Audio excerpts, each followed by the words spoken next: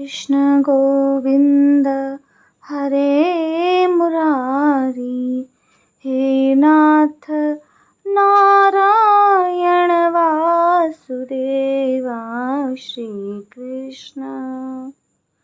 राधे राधे भक्तों, सभी भक्तगणों को मेरा सादर नमस्कार। सनातन धर्म की दिव्य परंपराओं में पुरुषोत्तम मास का विशेष और अद्वितीय महत्व है। यह मास केवल एक अतिरिक्त कालखंड नहीं, बल्कि भगवान श्री हरि विष्णु की अनंत कृपा का प्रतीक माना गया है। जब जब समय की गणना चक्र में असंतुलन उत्पन्न होता है, तब यह पवित्र मास प्रकट होकर धर्म और साधना के मार्ग को सुदृढ़ करता है। आज हम पुरुषोत्तम मास के अध्याय 1 की कथा के महात्म्य को जानेंगे। आइए इसे प्रारंभ करते हैं।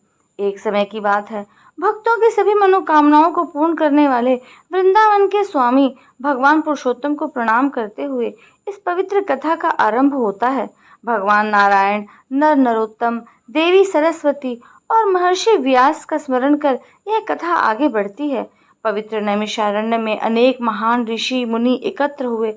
वे सभी वेदों के ज्ञाता, तपस्वी, ब्रह्मनिष्ठ और परोपकारी थे। उनका उद्देश्य था यज्ञ के माध्यम से संसार का कल्याण करना और ऐसा ज्ञान प्राप्त करना जिससे जीवों का उद्धार हो सके। उसी समय सूत जी, जो कि महान कथावाचक और शास्त्रों के मर्मज्ञ थे, तीर्थ यात्रा करते हुए वहां पहुंचे। उनका स्वरूप अत्यंत दिव्य था। वे शांत, संयमी, भगवान के नाम में लीन और आध्यात्मिक तेज से प्रकाशित थे।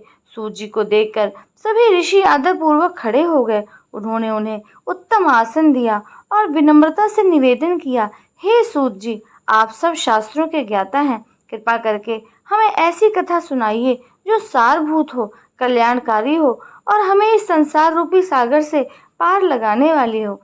ऋषियों की यह विनती सुनकर सूत जी प्रसन्न हुए और उन्होंने कथा प्रारंभ की।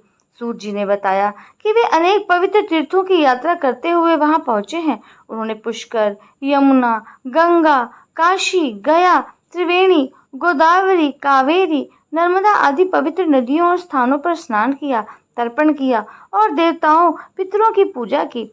इस तीर्थ यात्रा ने उनके मन को और अधिक पवित्र और शांत बना दिया।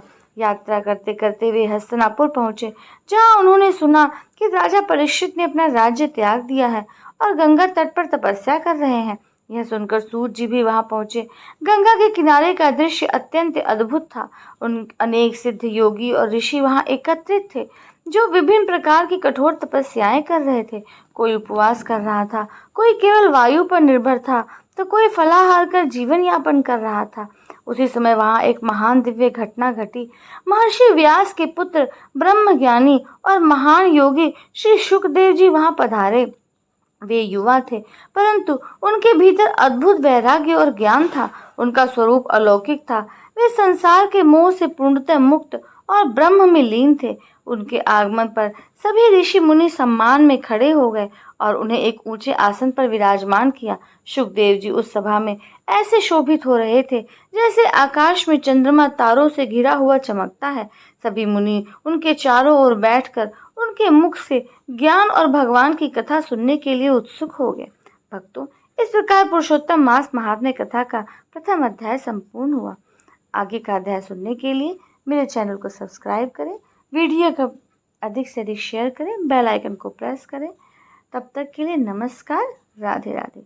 श्री कृष्ण गोविंद हरे मुरारी, हे नाथ नारायण वासुदेवा। राधे कृष्णा कृष्ण कृष्ण, राधे कृष्णा कृष्ण कृष्ण। श्री कृष्ण गोविंद हरे मुरारी, हे नाथ नारायण वासुदेवा। श्री कृष्ण।